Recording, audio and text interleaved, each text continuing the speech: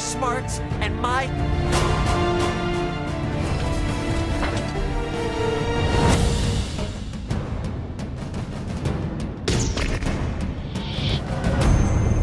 He told me enough. No, I.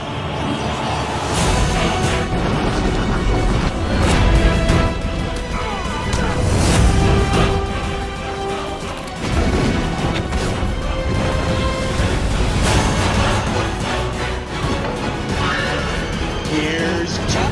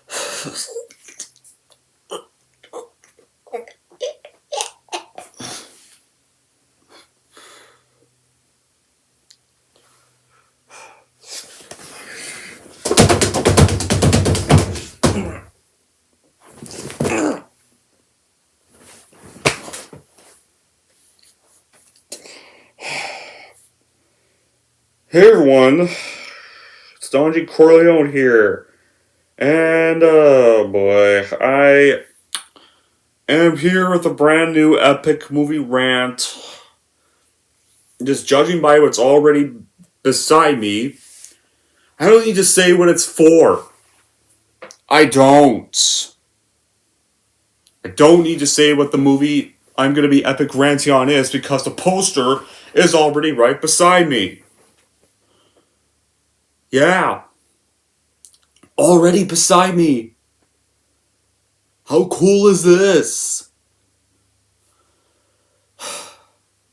Yeah, when you have a film called Dirty Grandpa. Even though Jackass already did a film like that in 2013, this goes worse because this one decides to just try to be as raunchy as possible. And the worst part is, it exists to do one thing, and that is embarrass Robert De Niro, and even to some degree embarrass Zac Efron.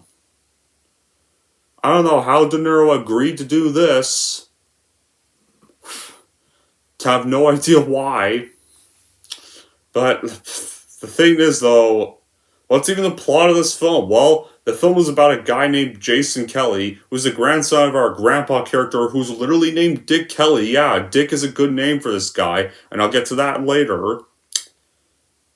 Jason now loses his grandmother, literally 2 weeks before his wedding to this bitchy girl named Meredith, and now he has to assist his grandfather and console him for his loss, but instead he gets tricked into a spring break road trip.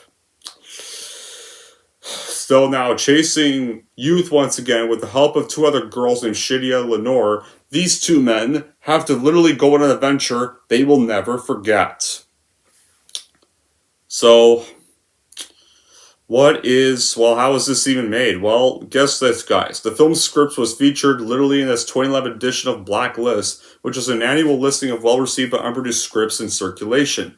And prior to De Niro's casting, actors Jeff Bridges and Michael Douglas were all considered for the starring role. They all turned it down. They probably obviously saw the script and said, "We're not starring that shit, we're out of here." Good. But sadly, De Niro somehow must have got persuaded to do this, or either his agent was a dumb fuck. De Niro's casting, literally along with that, Zac Efron, got confirmed in September 2014. Then Zoe Dutch joined as this female lead, and then that got followed January with the casting of other actors Ann Pally and Aubrey Plaza.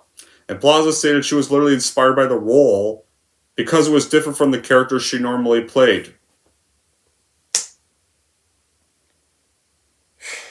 You really that stupid?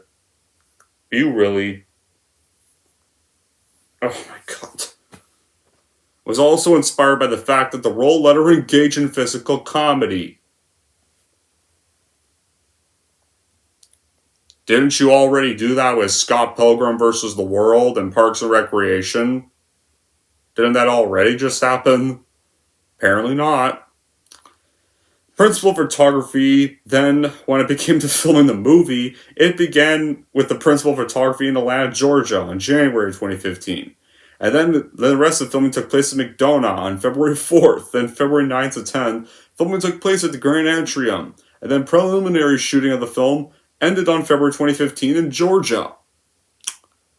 And then when filming officially ended, it got again scheduled to resume from April 27th to May 5th.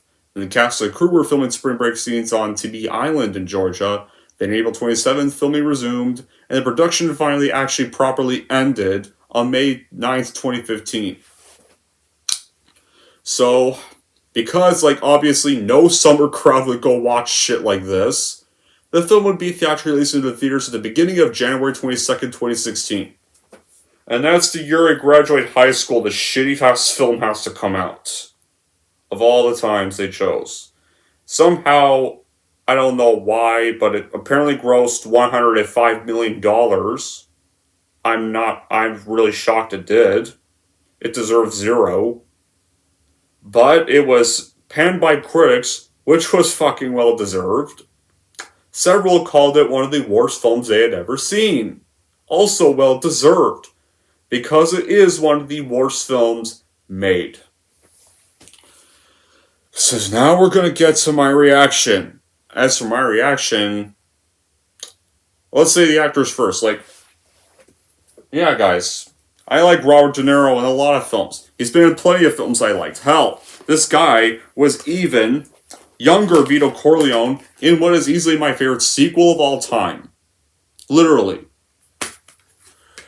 And, played a lot of great roles, like Goodfellas, even many other great legendary 70s or 80s films, and yeah, and then of course, he's also had some stinkers, like the horror film Hide and Seek, Righteous Kill also sucked. There were a few stinkers he did have during the 2000s. And then you have this shit, Dirty Grandpa. It somehow got persuaded to do. For some weird reason. And honestly, I hope after this, De Niro fired his fucking agents. Or, hell, maybe with Joker, the scene where his character gets shot by Joaquin Phoenix. Maybe Joaquin Phoenix realized it was actually his character, realized Murray was actually his character in this movie. And maybe that was why Arthur Fleck decided to shoot De Niro's character. Was because it was probably his character in this movie. maybe that was why Arthur Fleck. Maybe that was why Arthur Fleck shot him at the end of Joker. Because it was secretly Dick Kelly in disguise. And just pretending to be a host named Murray. And then you have Zac Efron in this movie as well. To be honest, guys, he's one of the few Disney Channel stars in today's world that's actually seems like he's doing pretty well. I don't mind him as an actor. I mean, I like the first Neighbors movie. I like The Greatest Showman. That's about it for all of his roles. But for this movie, no. Fuck this movie. End of rant. No, I'm kidding. It's not end of rant, but I don't really want to do this, guys, but I have to. I don't know why Robert, of all people, would agree to do this trash. And same goes for anybody else in this movie or even involved in this. When first in prominence since in the 70s, De Niro went on to forge a successful career, had powerhouse performances in intense-hardening crime dramas, and thrillers that literally solidify him as his tour de force of the acting world. So reputation had served him well. Even if he didn't always get the most variation, he definitely could always be relied on for such roles, and he sometimes even won Oscars for them all. And over the years, he ill-advisedly seems to be now, reinventing himself in the comedic manner. At this time, he tried to. Dirty Grandpa was the unholiest culmination yet. And then from a guy who was known for playing ruthless, psychotic characters, De Niro usually carried himself with a certain quiet dignity on and off camera and set him apart as a star. And all that totally gets thrown out the window with this crass, vulgar, dim-witted film it feels completely out of place in. It's like the most desperate barrel-scraping attempt at succeeding at a comedy star that was building up, just preventing this catastrophe. And all it is it's Corleone glory. For that is what it is. And the director of this movie, Dan Mazar, dude, you should be fucking ashamed of yourself for directing shit like this. Like, I can't believe you thought these were all great the movie's messages in this were all great message for a film, and you thought all this humor was actually funny. All you did was make a desperate attempt at some Spring Break-style rebel comedy that misses at virtually every level. Like, and besides, we didn't need another vulgar grandfather movie. We already had one. It's called Jackass Presents Bad Grandpa from 2013, starring Johnny Knoxville. And Jackass Presents Bad Grandpa, guys, it was done better. Like, for one, you actually could tell that the grandpa character, who's in a lot of Jackass skits, actually loved the grandson in that film. They had good chemistry with one another. There were some really heartfelt scenes between them, even as the film progressed. The jokes were actually funny. They were not meant to gross you out because most of all the vulgar props were fake. At least it was done by professionals, and it was actually done with Johnny Knoxville in makeup. See, like, Johnny Knoxville did a better job playing a vulgar grandparent than De Niro does in this whole film. Jackass already did this movie, and it was actually good. And it's done by directors it's done by people that are actually funny. Robert De Niro is just not fit for comedy films. I'm sorry. Better for gangster and dramas, not vulgar comedies. In this film, he plays a guy named Dick. Yeah, that's actually his character's name is Dick Kelly. And it's an appropriate name because he's a dick! Who, after a lifetime of marriage, and on the days after his wife's funeral, he asks his grandson Jason to join him on this torture road trip to Florida, where the singular aim is him having sex by a person that's a quarter of his age. Yeah, this is great taste. This is good comedy right here. And Jason is actually a normal, mature person who's an accountant that is due to be married in the following week to this unlikable gold digger Meredith, who obviously doesn't love him, and somehow Jason is perfectly fine with marrying her. Of all people. I think even despite the fact I hate De Niro's character in this, even he points this out in one scene. Because that's all against Dick's wishes. Like, needless to say, with a paper-thin plot, he runs into this old-school friend named Shadia, who's played by Zoe Dutch, and Dick applying this certain set of skills from his previous work. Yeah, this plot never worked. Hasn't this plot ever worked before at all? Dick decides to go wreak maximum havoc in Daytona Beach, trying to lead Jason astray. Actually torture the hell out of Jason, and always get him in trouble for no reasons, while Dick gets off scot-free for everything. So will he succumb, find true love, then fall to a marriage of boring expectation? No. Probably, well, yeah, that's the whole plot is. And De Niro does not only get wasted on this, you also have even another great legend from the 90s, Danny Glover in a short cameo. Yeah, I don't know how even Danny Glover agreed to cameo in this trash. You know, Danny Glover from this movie, from a lot of 90s fans remember from this movie, cameos in this trash. Thankfully for one scene. Because I bet, because of this one scene, he probably realized what shit movie he was in and he bailed out of there quick. The music used is well chosen. I'll say that, but nothing else really impressive. And 75% of the script is literally, which is unoriginal to do for a script, fuck, fuck, fuck, I'm gonna fuck you, fuck, you're gonna fuck this, fuck, you go fuck yourself, fuck. All this is just characters saying fuck. In the 75% of the movie, they say fuck. And get this, like, it portrays, like, extensive and casual hard drug use as a good thing, and you'll get rewarded for it.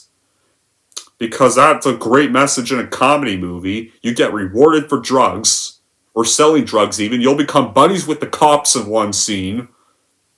And the film even goes offensive to gay people, offensive to deaf people, offensive to cancer patients, offensive to molest victims in one scene even, or offensive to molested children in one scene, I mean to say, and offensive to anybody.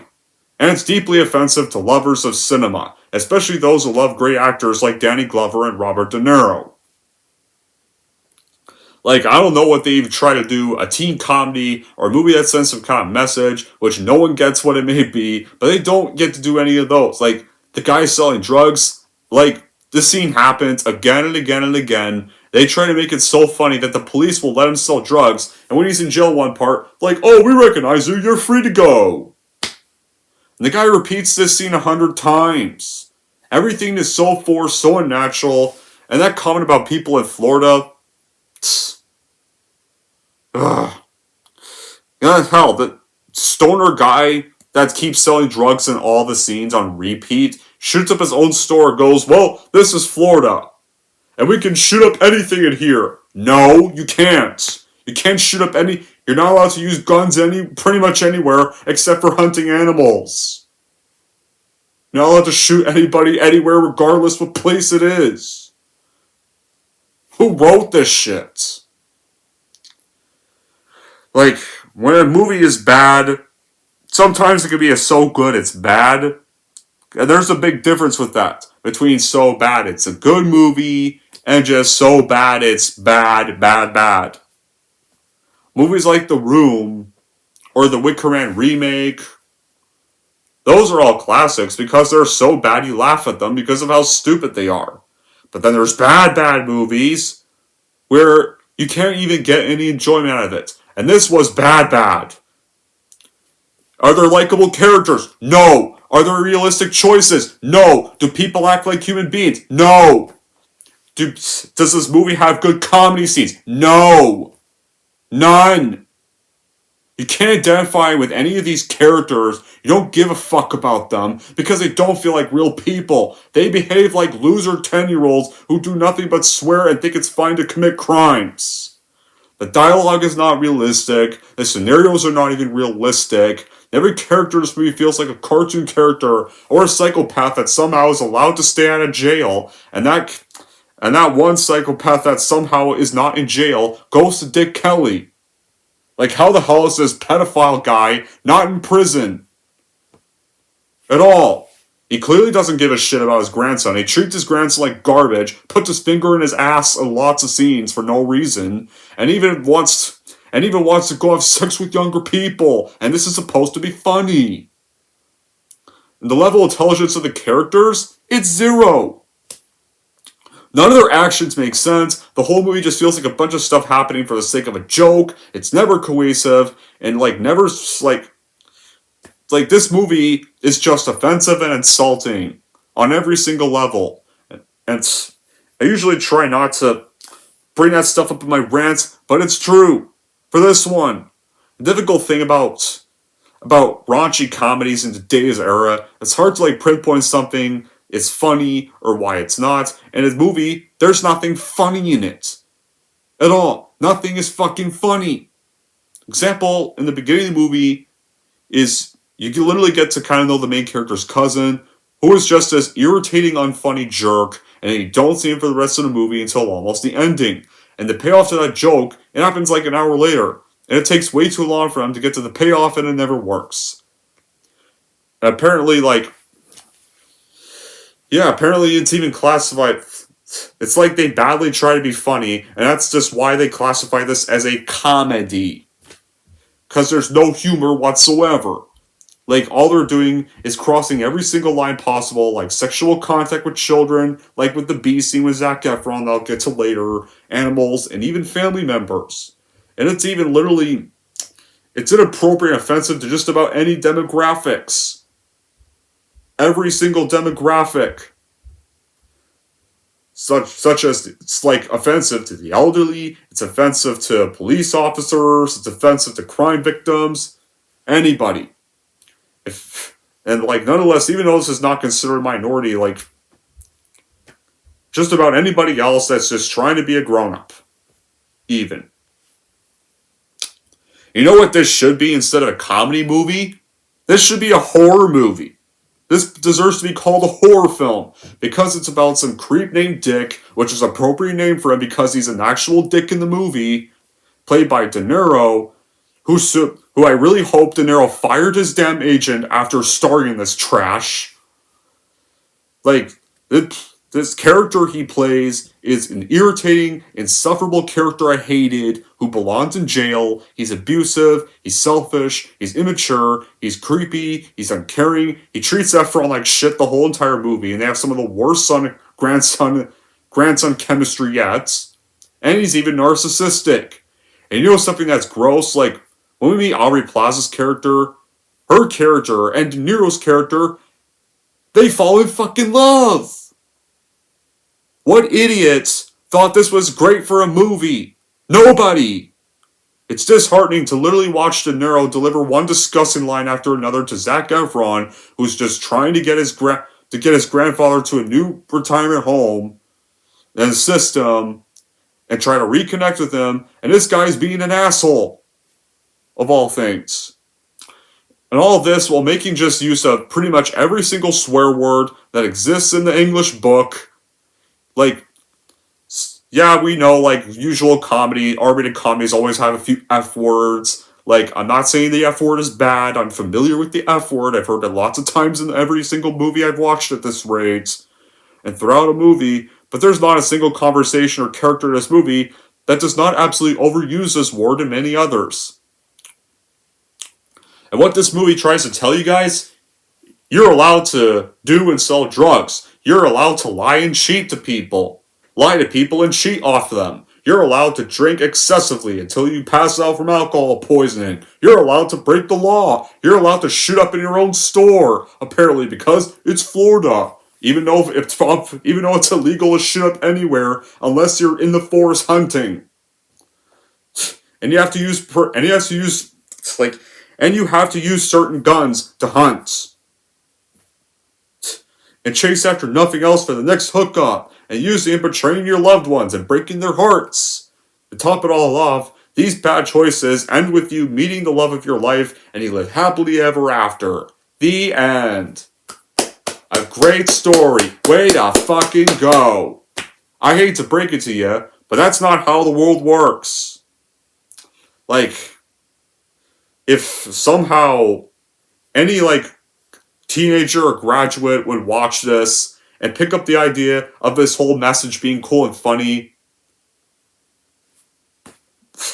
then that's going to get them to probably do it in real life, and they'll realize that they shouldn't have because it actually brought them nothing but consequences and ruined their lives. Dirty Grandpa is just full of jokes about farts, sex, drugs, and just people being fucking idiots. De Niro in this movie all the time is just all of his scenes. There's no good scene of him at all. It's just him being crass and homophobic, being an abusive asshole to Zac Efron's character, and even jamming a stun up Zac Efron's butt. And there's lots of scenes where he does it. Lots of scenes. And I'm not kidding, it's not even funny. It goes on repeat and it gets really annoying. And De Niro wanting to have sex with Aubrey Plaza's character because that's apparently funny. And just a day after laying his wife to rest. And this is from someone who actually likes De Niro's films. I feel insulted watching this. Because the writer and director must think that we're all idiots that can find anything funny. No, there's certain things that are funny, and there's certain things that are not. Right? And now we get to easily. And the thing is, when Jason has to drive his grandfather to Florida to do him some favor, Jason's dad, which is Jason Zac Efron's character's name. His dad does not clearly like the idea, and he should have listened to honestly, Zac should have listened to his dad. Should have just not did it. I don't know why he reluctantly agreed to help out his grieving grandpa, who's clearly has some torture planned out for him. And Jason's fiance, dude, I don't know why the hell you'd marry this chick. She's obsessively planning over their wedding, and even gets annoyed that Jason has to leave before their upcoming rehearsal dinner. And she makes him take her ugly pink car to drive Dick to Florida. Then Jason goes to pick Dick up from this house. And we get this lovely scene of Robert De Niro jerking off to porn.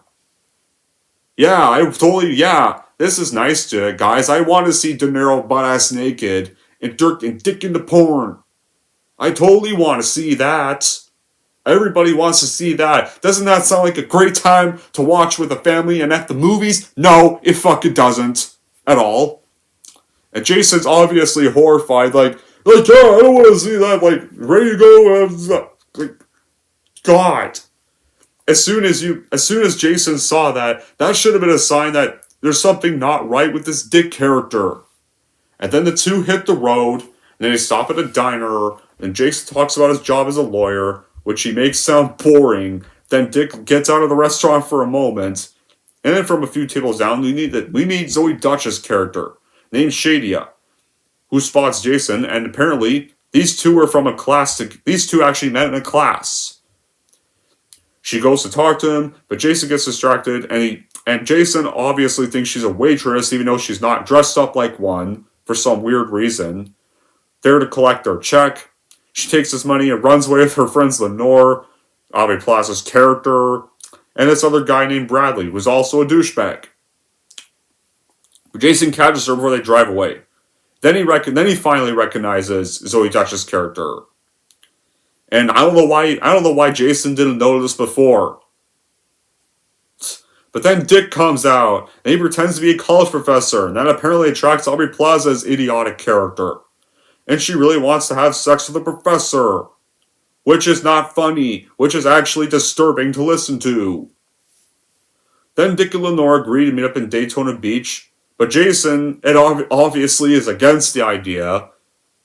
So Jason takes Dick golfing to try to properly bond together. Then Dick spots two women and tries to make his move on them, and pretending Jason is his disabled caddy.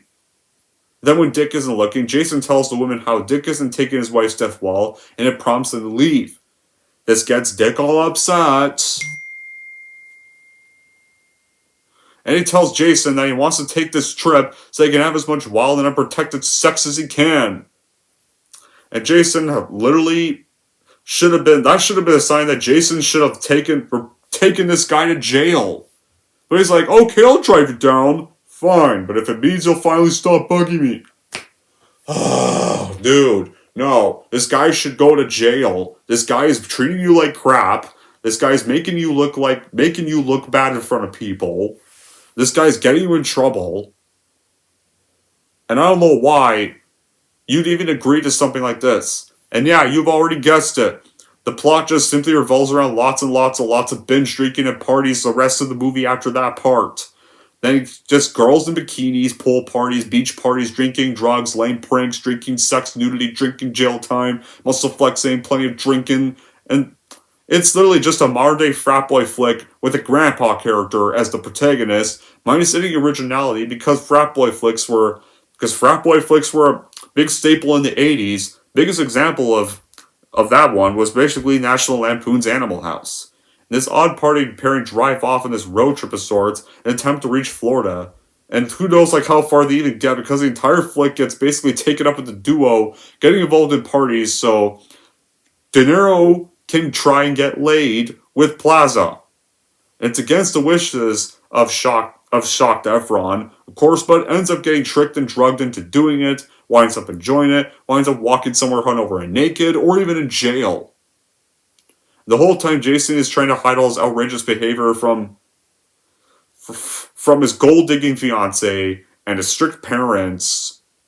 It's like at one point they literally get to Daytona Beach in Florida, and there's no clue how they even get there, how far they still have to go, but who cares? And then this other character I found really annoying was this bloke called Jason Mantzoukas. This guy was just fucking annoying the whole time. Like, who is this guy? Where's even, like, seriously, this character was so annoying. He was dreadful. He's not funny. And everything just falls flat or misses the target by miles when he's on screen. This whole drug obsession that he has with selling drugs was cliched and not even funny because it gets repeated to death. It's so cool and amusing to do drugs or pretend to do drugs. Like, and then you have two corrupt cops, one male, one female. They're like, wow, you're friends with us. You're selling drugs, but you can go free. Go ahead and you can have your drugs back. Like, how are these cops not fired? And it was just a cringeworthy joke in every level. Oh. And during the movie, when it comes to the scenes with Efron and Dutch's characters, they finally go the liar. No, not finally. The thing is with them, they even go the Wedding Crashers version of Liar Revealed with Zoe Dutch's character's subplot. Oh my god. Of course they're gonna do that.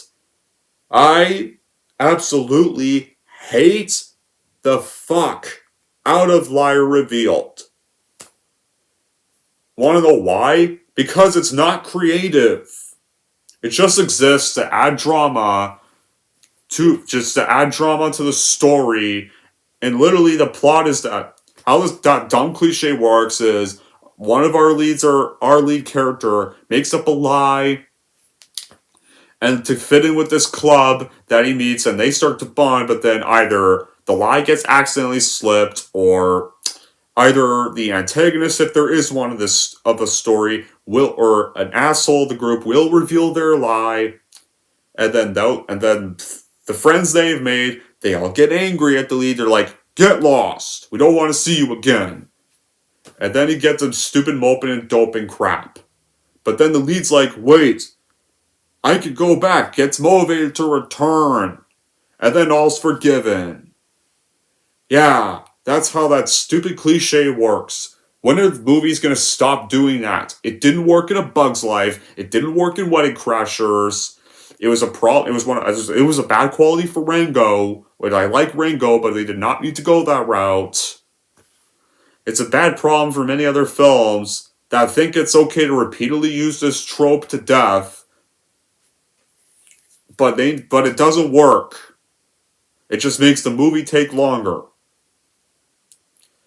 Because how the lie reveal thing goes here, it's throughout the rest of their trip, Efron's character gets closer to Dutch and pretends to be a photographer to get closer to her. Then it makes him rethink his relationship with Meredith. Then Dick says it's definitely not right for Jason to marry Meredith, and he'd be sleepwalking through the rest of his life if he marries her, which honestly is the only time Dick even has a point the whole movie. Because, like, you can tell this Meredith chick clearly does not like Efron at all.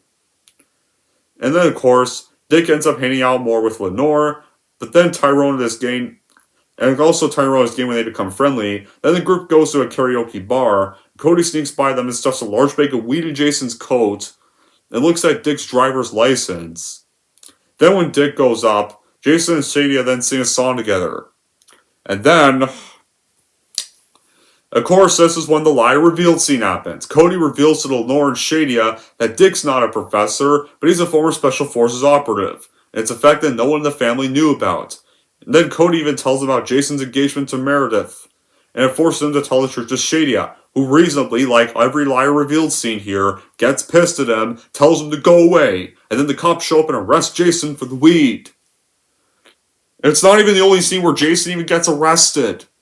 Now that I mention it, like one part, like once they arrive in Florida, he ends up getting forcibly high on cocaine or crack or whatever, then wakes up bare nude with the only clothing he's wearing is this toy bee on his crotch. And this kid like, oh, can I play with the bee? Can I play with the bee? But the kid's father thinks his son's being molested. He's like, get out of here, get away from my son. And he beats the crap out of Efron. And then of course, Efron gets first scene of him getting arrested is that. And that's the scene where the stoner guy was also in jail, but he got to walk free because they were his friends, which should not even be the case. Why? Like, yeah, like there's our scene with our molest joke. Our molest joke is right there. Apparently, this director must have thought molest jokes were funny, which they're not. And how in the hell does this movie even end? Well, after Dick bails Jason out of jail, Jason then decides he finally no longer wants Dick in his life, and which is good. Cut him out of your fucking life and don't reconcile with him. Tell the cops that Dick was the one who got him in trouble and let Dick's ass go to jail, where he belongs. No. Instead, he just tells him, stay away from me. No, he should go to prison. Instead, better ending. That Jason goes to the rehearsal brunch with Meredith, then they sing the same song they sing with Shadia, and during the slideshow, Dick hacks the slides that puts pictures from the trip which include Jason naked, and this is exactly why he should have reported Dick to the cops. Making out with an old woman, and then getting humped by a dog, and a picture of Shadia. Jason then finally tells Meredith he can't marry her, that motivates, to which she responds that apparently she cheated on Jason with Nick while he was away. Though Jason happily leaves the brunch and runs into Dick outside, who tells him that she is on a bus headed for a cruise. So David follows the two and threatens to take Jason's job away from him if he bails on the engagement. But then David then gets tased by Pam, the drug dealer guy, who joins the guys for some weird reason. Then the guys drive a truck to find the bus with Shadia, but the bus driver doesn't want to pull over because the cops are following them, and he thinks Pam narsed him on drugs that Pam sold to him. So Dick then speeds up and drives toward the bus until they're forced both to stop. Jason runs out, apologizes to Shadia for a line, because this is how always the liar revealed cliche also goes at usual parts. And then he decides to join her on her trip because since he's now single, jobless, and possibly wanted by the cops. Because his life got ruined by De Niro's asshole character. There you go. His life got ruined, so now I'm going to go on a cruise with another girl. And they both kiss. Then it's not over there, because now De Niro returns home with his son, who is Efron's father in this movie, apologizes to him for not being a better father. No, you seem like a piece of shit father. And then Dick goes back to his place. He finds Lenore, Aubrey Plaza's character, and they're wearing his pants, and still wants to have sex with him despite not being a professor. And the two of them, thankfully off screen, proceed to have sex, with Dick using every old person cliche to keep Lenore excited. So, and guess what, guys? When you think this movie's finally over, no! There's more! After the credits, we get to see Jason and Shadia engage. They're standing with a baby in his hands at a baptism. And get this, the baby is De Niro's son, with a Plaza's character. And Jason and Shadia are the boy's godparents.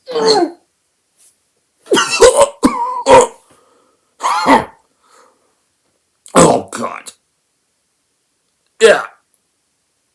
That's not something I want to know. And then, of course, we get the same repeated done to death butt joke! Where De Niro takes the baby's thumb and pokes Jason's ass again.